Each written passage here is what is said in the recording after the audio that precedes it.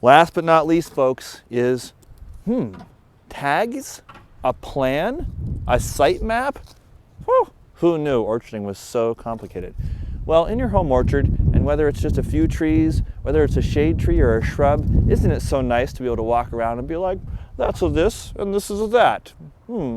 Well, these little tags are also really key to that. This is a little metal tag. It's a little embossed tag. When you write on it, it's a permanent aluminum tag that makes that marking. You can make your own. You can use PVC like siding, old siding, if you have something off a garage or something, that mark on that. But really key, no matter what tags you put on your trees, just because who knows what can happen, whether it's a windstorm or an animal tries to pluck it off to make a nest, please make yourself a home orchard map so you can be the expert of your orchard.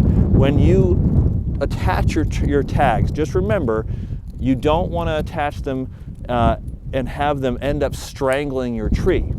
Key is moving them every so many years to a smaller branch so that whatever it was originally attached to, that it's not cutting into the bark.